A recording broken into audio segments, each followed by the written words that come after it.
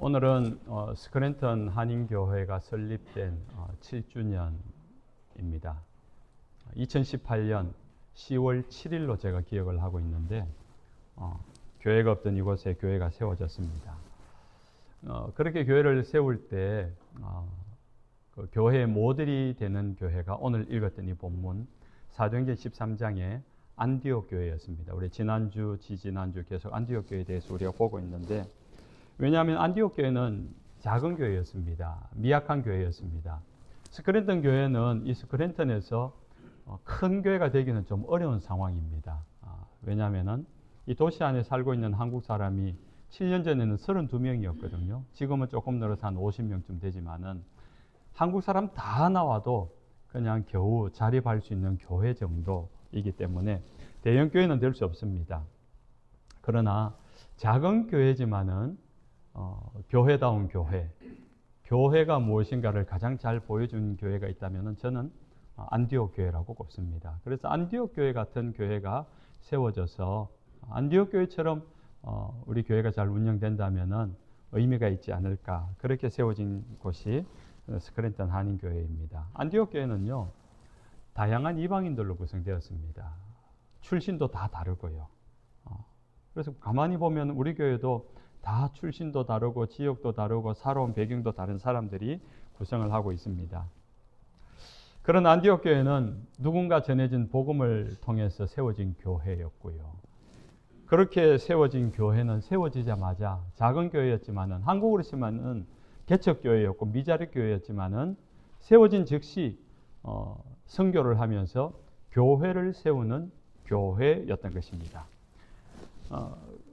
그런 의미에서 보면은 사도 바울에 의해서 아시아와 온갖 유럽의 수많은 나라들에게 세워진 교회들을 보면은 사울 한 사람의 역할로 세워진 게 아니라 사울과 동역했던, 어떻게 보면은 안디옥 교회가 그 첫 시작을 같이 했죠. 함께 동역했고 함께 기도했고 함께 헌신했던 안디옥 교회가 있었기 때문에 사도 바울도 그 복음을 전할 수 있었고 교회를 세워갈 수 있었던 것입니다. 그래서 그런 의미에서 교회 역사에서 첫 선교의 모습을 보면은 그 선교는 특별한 어떤 한 사람, 사도 바울 같은 사람이 나와야지 선교가 된다는 것이 아니라 교회사에 있어서 첫 선교의 모습은 교회가 함께하는 모습이었습니다. 그렇게 선교는 이루어졌고 성도라면 누구나 그 선교의 사역을 감당했던 것입니다. 그런 의미에서 우리 스크랜턴 성도들이 누구나 사역자가 되고 동역자가 되시기를, 또 오늘 함께한 우리 일시적인 하지만은 우리 학생들도 주님의 귀한 동역자 되시길 주님의 이름으로 축원합니다. 네. 안디옥 교회 지도자들을 구성원을 보면요, 귀족, 유대인, 헬라인, 혼혈인, 흑인들입니다. 노예의 신분부터 왕족, 귀족까지 교회의 구성원들로 되어 있습니다. 그러면 무엇이 예상됩니까? 과연 이 사람들이 이방인이고 헬라인이고 히브리인이고 노예였고 왕족이었고 귀족이었습니다. 부자였고 가난했고 많이 배웠고 적게 배운 사람이 모여 있다는 거예요. 가능할까요? 가능할까요? 좀 불가능한 현실 아닙니까? 오늘날의 교회도 어떻게 보면은 그런 구성원으로 공동체를 이루는 단체를 보면요, 아마 교회가 유일하지 않을까 싶을 정도입니다. 세상은 이익 집단이기 때문에 비슷한 무리를 모아놓습니다. 직장도 비슷한 학벌, 비슷한 능력을 가진 사람들이 모여 있죠. 사교단체들도 보면은 비슷한 수준의 사람들이, 비슷한 직업군, 비슷한 재산을 가진 사람들이 모여 있습니다. 그런데 교회는 다르다는 거죠. 부자도 있고 가난한 자도 있고 건강한 자도 있고 병든 자도 있고 똑똑한 사람이 있고 많이 배운 사람도 있고 글을 모르는 사람도 있고, 어떻게 이렇게 공동체가 이루어질 수 있을까요? 그들은 생각이 없었을까요? 아니요.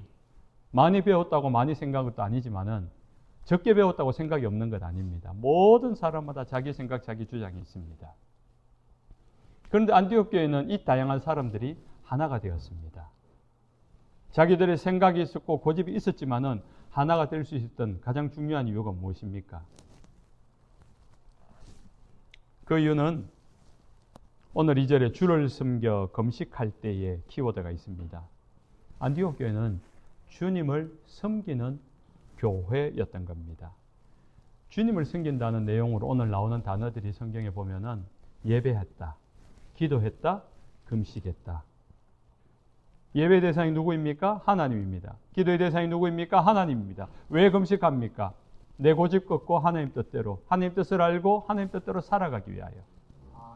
결국 안디옥 교회 성도들은 자신이 가진 능력이 있고 실력이 있고 고집이 있고 주관이 있지만은 주님을 섬기기 위해서, 주님의 뜻이라면은 그것을 멈출 줄 알고 그것을 내려놓을 줄 알았던 것입니다. 자기의 고집, 자기의 생각, 자기의 경험들을 가지고 주장하는 것들을 멈추었던 것입니다. 왜? 주님을 섬기기 위하여. 우리가 교회에 모인 것은 주님을 섬기기 위해서, 주님을 믿기 때문에 주님의 뜻대로 살아가기 위해서라는 것을 안디옥 교회 성도들은 동의했던 겁니다. 주님의 그 사랑을 알았기 때문에 내가 고집 피울 이유가 없구나. 그래서 교회에 들어온 그들은 겸손하게 자기의 고집을 내려놓습니다. 오늘날 교회가 시끄럽습니다. 조국 교회를 봐도 시끄럽고 미국에 있는 교회를 봐도 시끄럽습니다. 이 교회가 시끄럽고 교회가 분열되는 이야기는 이미 교회가 시작되면서 있었던 이야기입니다. 예루살렘 교회가 최초의 교회지만 성령 충만했지만은 우리 사도행전 6장에서 헬라파 그리스도인과 히브리파 유대인들이 서로 또 분쟁이 생겨서 싸움이 났던 것을 우리가 기억하지 않습니까? 왜 그런 분쟁이 교회 안에서 일어나는 겁니까? 사람들이 자기 주장을 하기 때문이에요. 누군가가 주인 행세를 하기 때문인 겁니다. 내 생각이 옳다. 내가 하는 이 방법을 써야 된다. 그러면서 자기가 하는 말이 결론이 되어야 된다는 생각을 가진 사람들이 있기 때문에 그런 사람이 있으면 교회는 분쟁이 생깁니다. 그 고집을 꺾지 않는 사람, 그것을 주장하는 사람, 자기가 교회에서 주인이 되려는 한 사람이 있는 이상은 그 교회는 분쟁과 분열이 있을 수밖에 없습니다. 그러나 안디옥 교회는 그런 고집이 없었습니다. 생각은 있었는데, 자기만이 아는 방법도 있었는데, 누구도 그런 독선을 행하지 않았습니다. 이기적이거나 개인적인 것을 주장하지 않았습니다. 그렇게 말을 하다가도, 그렇게 고집을 부리다가도 주님의 뜻을 생각하면은 그것을 멈출 줄 알고 다시 기도합니다. 다시 금식합니다. 그러면서 하나님 앞에서 상대방을 존중하고 상대방을 사랑하고 상대방이 왜 저런 말을 하는지를 이해하기 시작하면서 함께 뜻을 맞춰가면서, 그것이 하나님의 뜻 아닙니까? 지난주에 이야기했습니다. 우리의 관심은 일이 얼마나 효과적으로 성공하느냐, 실패하지 않는 것에 대해서 우리는 관심이 많은데 주님의 관심은 성공하느냐 실패하느냐에 관심이 없습니다. 주님의 관심은 주님의 뜻 앞에 우리가 동의하고 순종하느냐, 하나님의 뜻이라면 순종하느냐. 그래서 우리는 옳다는 일을 주장하다 보면은, 성공하는 일을 추구하다 보면은 주님의 뜻을 놓칠 수가 있습니다. 주님의 뜻과 관계없는 성공이 있을 수 있거든요. 주님의 뜻이 아닌데도 우리는 성공할 수 있는 것에 대해서 욕심을 부릴 수 있거든요. 잘 생각해야 됩니다. 여러분, 신앙생활, 믿음이라는 것은요, 하나님의 뜻을 생각하고 하나님의 뜻을 따라가는 것입니다. 일의 성공 여부는 우리의 욕심입니다. 때로는 실패하더라도 순종해야 될 하나님의 뜻이 있는 겁니다. 그것을 생각하면 우리는 좀 판단하는데 폭이 넓어질 것 같습니다. 안디옥 교회 설립 지도자는 바나바와 사울입니다. 사도행전 11장 25절 이하에 보면은 바나바가 사울을 찾으러 다소에 가서 만남에 안디옥에 데리고 와서 둘이 교회를 1년간 모여 있어 큰 무리를 가르쳤고 제자들이 안디옥에서 비로소 그리스도인이라 일컬음을 받게 되었더라. 바나바와 사울이 안디옥 교회를 세운 설립자입니다. 초창기 개척을 할 때 제일 고생하잖아요. 온갖 수고를 다하고 고생을 다합니다. 그러다가 교인들이 모였고 성도들이 모였고 교회가 모형을 갖춰가기 시작했습니다. 그럼 그 교회에서 누가 제일 영향력이 있겠습니까? 당연히 교회를 처음 시작했던 바나바와 사울이겠지요. 어느 정도 교인도 모이고 교회가 재정도 되고 교회가 일할 사람도 생겨나고 편할 수 있는 위치입니다. 말 한마디를 하면 사람들이 다 협조적이고 말을 잘 듣는 그런 상황인 겁니다. 저도 한국에서 교회를 개척해서 17년을 하다 왔는데 성도들이 제가 하는 말에 대해서는 특별히 이의가 없었습니다. 되게 편하대요. 나중 되니까. 한 10년쯤 넘어가니까 10년까지는 고생을 했는데 10년 넘어서부터는 좀 고생을 안 하게 되더라고요. 좀 편하게 돼요. 사람들도 많아지고 일도 막 나눠서 하게 되고 직분자도 세우고 이러니까 좋더라고요.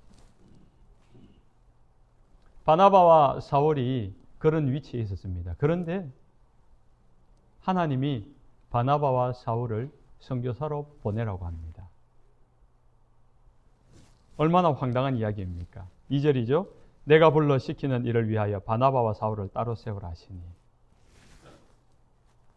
실컷 일해 놓았고 실컷 잘 조직을 만들어 놓았는데 이제 가만히 있어도 저절로 굴러갈 것 같은 조직인데 네가 선교사 나가라는 겁니다. 선교사 나가면은 이 당시에 무슨 차가 있습니까? 무슨 비행기가 있습니까? 걸어 다녀야 되는데 산 넘고 물 건너 전혀 문화가 다른 나라로 찾아 들어가야 되는데 그 사람들은 반기지 않는 사람들이고 대적자들이고 방해하는 자들이고 싫어하는 사람들인데 가라는 겁니다. 고생이 다시 시작됩니다. 어느 곳에든지 교회를 다시 세우는 일은 개척하는 일은 너무너무 힘든 일입니다. 그런데 바나바와 사울은 주님이 그렇게 말씀하실 때에 주저하지 않고 순종합니다. 처음부터 다시 시작해야 되는 그 일이지만 또 누구보다 다시 또 수고해야 되는 그 일이지만 그들은 주저하지 않고 순종한 것입니다. 누군가 해야 되는 일이라면 제가 하겠습니다. 이것이 바나바와 사울의 마음이었던 겁니다. 이들도 주님을 섬기는 마음이 있었기 때문에 주님의 뜻이라면은 그 일이 아무리 어려워도 그 일이 아무리 수고가 들고 그 일이 아무리 힘든 일이라도 제가 하겠습니다. 그 마음이 있었기 때문에 주님이 바나바 사울 너희들 갈래? 예 주님 제가 하겠습니다. 그랬던 겁니다. 자원하고 헌신하는 성도들이 모인 곳이 안디옥 교회였습니다. 우리 스크랜턴 성도들도요 이렇게 자원하고 헌신하는 성도들이 되기를 바랍니다. 뭔가가 필요한 일이 보이고 이거 누군가가 좀 했으면 좋겠다. 오늘 바닥이 좀 더럽네. 이거 왜 이리 지저분하지? 라고 생각하기보다는 아이고 이거 더러우면 되나? 내가 닦지. 내가 먼저 닦는. 화장실에 휴지가 떨어졌으면 왜 휴지가 떨어졌지? 하고 갖다 놓길 기다리는 것이 아니라 자기가 그것을 채우는. 뭔가가 해야 될 일이 보이면 자기가 해야 되는 줄 알고 제가 하겠습니다. 그 일이 곧 주님을 향한 헌신이고 자원함인 줄로 믿으시기 바랍니다. 그래서 우리 스크랜턴 교회는 7년입니다. 7년이면은 아이로 치면은 7살입니다. 7살이면 이제 초등학교 들어갈 나이고요. 글도 깨우치고 생각도 할 줄 알고 자기 주장도 할 줄 알고 걸어 다닐 뿐만 아니라 뛰어 다닐 수 있는 정도입니다. 이제 우리 스크랜턴 교회는 더 이상 개척교회, 미자립 교회란 말을 하면 안 될 것 같아요. 우리가 아직까지는 원래 지금 알칸사 제자들 교회로부터 후원을 받고 있는데 이제 내일부터 총회가 되면은 아마 알칸사 그 담임 목사님 만날 겁니다. 제가 후원을 완전히 끊어달라고 이야기할 겁니다. 그 교회에다가 우리가 7년 동안에 후원해 주셔서 큰 도움이 되었고 마중물이 되어서 오늘까지 왔고 우리 교회도 재정적으로 자립이 되었고 우리가 이미 6군데 선교 후원을 하고 있습니다. 그러니 다른 곳에 더 약한 곳에 개척하는 곳에 후원하셔도 되겠습니다. 이렇게 좀 자랑스럽게 제가 인사를 하려고 합니다. 후원은 안 받는 것이 좋습니다. 후원을 하는 교회가 되면 좋습니다. 여러분의 인생도 누군가의 도움을 받는 것보다 도움을 주는 인생 되시길 주님의 이름으로 축원합니다. 아멘. 아멘한 사람은 도움을 주는 사람이 될 줄로 믿습니다. 네. 안디옥 교회의 가장 영향 있는 지도자 두 사람이 선교사로 결정하고 안디옥 교회는 파송 예배로 드리게 되는데, 근데 파송 예배로만 끝나지 않습니다. 두 사람을 선교사로 결정하는 일부터 파송하는 모든 과정에 보면은, 오늘 본문을 보면은 안디옥 교회 성도 모두가 함께 기도합니다. 함께 금식합니다. 그리고 파송한 다음에 함께 후원합니다. 2절이죠. 주를 섬겨 금식할 때에. 3절. 이에 금식하여 기도하고 두 사람에게 안수하여 보내니라. 두 번의 금식이 나옵니다. 2절의 금식과 3절의 금식은 다른 금식이에요. 2절의 금식은 성령이 이제 너희들 교회 가운데서 선교사를 보낼 사람을 정하라고 할 때 그것을 위해서 모든 성도들이 함께 금식하며 기도한 거예요. 그 말은 오늘 내가, 오늘 우리 나영이가, 오늘 우리 수아가 참석했던 모든 성도들이 오늘 우리 중에 우리 선교사 두 사람을 급히 파송해야 되는데 우리 중에 누가 가야 될지 다음 주까지 기도합시다. 그러면은 여러분 생각하기에 나영이가 교회 반주도 하고 유학까지 와가지고 이렇게 반주하고 있으니까 제 믿음 좋으니까 쟤 보내자. 학생들 이렇게 생각하면 안 되고, 성도들이 주님 나를 부르시는가 하면서 그 하나님 뜻을 알기 위해서 금식했다는 거예요. 그러니까 2절의 금식은 모든 성도들이 선교사 후보자로서 기도했다는 거예요.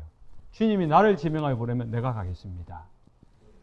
주님이 부르신다면은 내가 하던 일 중단하고 다음 주 당장 출발하겠습니다.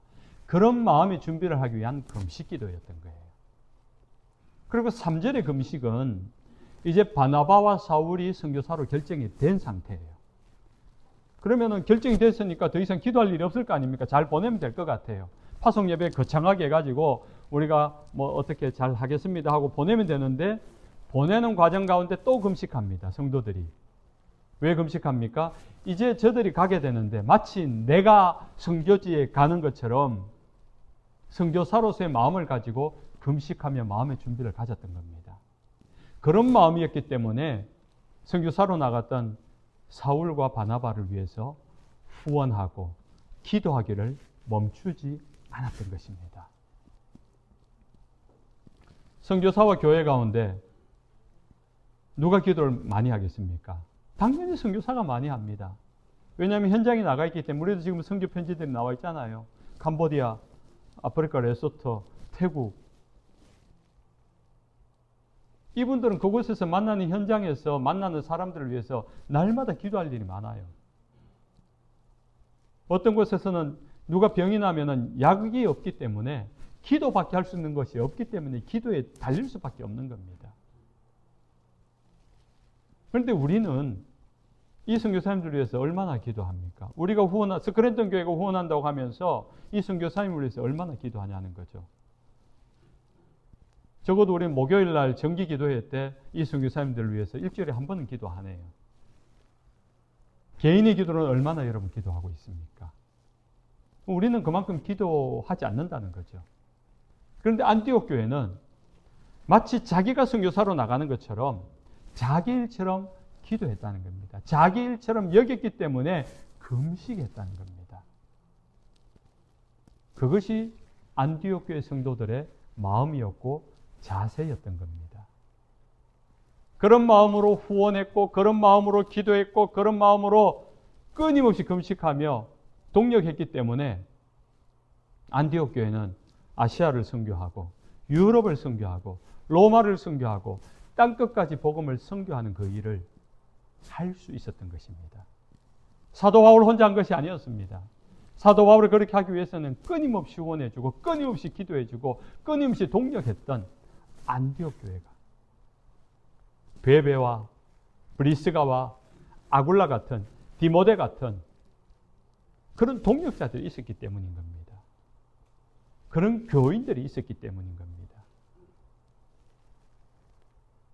사도 바울의 이름이 드러났을 뿐이지 이 땅의 선교는 안디옥 교회 같은, 좀 더 정확하게 안디옥 교회의 무명의 성도들 같은 누군가 기도했고, 누군가 헌신했고, 누군가 금식했고, 누군가 동력했던 자들이 있기 때문에. 저는 목회를 30년 넘게 하면서 많은 교회를 봤습니다. 정말로 그 교회들 속에서는요, 분란이 있는 교회도 있고, 문제도 있는 교회도 있고, 거창한 사역을 하는 교회도 있지만은, 정말로 그 교회 속에서, 그런 많은 이슈들 속에서 정말 보석처럼 박혀 있는 오늘 안디옥 교회 성도들 같이 무명의 기도자들, 무명의 헌신자들, 무명의 동력자들을 교회들마다 있는 것을 보았습니다. 저희 처갓집에 장모님이 다니는 교회는 오래된 교회입니다. 한 200~300명, 300~400명 모이는데 평균 연령이 60, 70 이상인 오래된 교회입니다. 거기에 비해서 제가 개척한 교회는 젊은 교회였고요. 하나도 안 부러운데 딱 하나 그 교회에 부러운 것이 있었습니다. 무엇이 부러웠는가 하니까 연세가 드신 70, 80대 노인들인데 그 권사님 한 10여 분 정도가 매일 교회에 모이는 거예요. 매일 교회 지하철에서 기도하고 그 교회가 후원하고 있는 선교사님이 있어 기도하고 감옥에 갇혀 있는 재소자들 위해서 기도하고 성도들 아픈 사람 신방하고 그 할매들이 있는 주머니 또 쌈짓돈 모아가지고 성교비 보내고 어려운 사람 있으면 도와주고 교회에서 밥해 먹고 교회에서 자고 자다가 깨면 일어나 또 기도하고 와 정말 그건 부럽대요. 그건 제가 개척을 해서 젊은 사람들이 정말 열정이 있고 헌신이 있고 똑똑했는데도 불구하고 그건 안 되더라고요. 교회에서 억지로 특별 기도를 만들어야지 겨우 나와서 기도할 정도지 정말 24시간 그냥 기도하다가 자고 자다가 일어나 기도하고 밥 먹다가 기도하고 그 중보 기도하는 모습을 보고 야, 이 오래된 교회가 지탱되는 이유가 있구나. 죄송한 말이지만 그 교회는 목사님의 어떤 목회 능력이 아니라 제가 봐서는 그런 보이지 않는 기도의 손길들이 있었기 때문에 그 교회가 하나님의 은혜가 있다라고 저는 개인적으로 생각합니다. 우리 교회도 마찬가지입니다. 누군가 기도하는 사람이 있고 누군가 헌신하는 사람이 있고 누군가 금식하는 사람이 있기 때문에 지난 7년 동안 말도 안 되는 이런 환경 속에 교회가 지속되어 왔고 오늘까지 성장해 왔고 오늘까지 교회가 존재하고 있는 이유라고 생각합니다. 이제 말씀을 맺습니다. 사랑하는 하나님의 백성 여러분, 스크랜턴 한인교회가 어려움 속에서도 7년을 버텨왔습니다. 아니 하나님의 은혜로 지켜져 왔습니다. 그렇게 하나님께서 허락하신 은혜를 감사드립니다. 스크랜턴 한인교회가 안디옥 교회처럼 사용되기 바랍니다. 그 말은 스크랜턴 한인교회 모든 성도들이 주님 앞에 쓰임받기 원한다는 겁니다. 구경꾼이 아니라 그저 왔다가 구경하고 가는 자가 아니라 예배자가 되고 헌신자가 되고 그 사람이 사역자가 되고 그 사람이 동력자가 되고 그 사람이 선교사적인 삶을 살아가기 원한다는 것입니다. 교회를 세우는 교회이기 원합니다. 작은 교회지만 우리가 교회를 세울 수 있으면 좋겠습니다. 선교하는 것이 당연했으면 좋겠습니다. 모든 성도들이 선교지에 나가봤으면 좋겠습니다. 단기 선교든 중기 선교든 장기 선교든 혹시 압니까? 우리 가운데 헌신하고 결단해서 선교사를 파송한 일까지 있으면 그것은 우리 교회의 영광이 될 줄로 믿습니다. 모든 성도가 사역자가 되고 동력자가 되어서 사도행전을 이어가는 스크랜턴 한인교회 되기를 주님의 이름으로 축원합니다. 아멘. 아멘.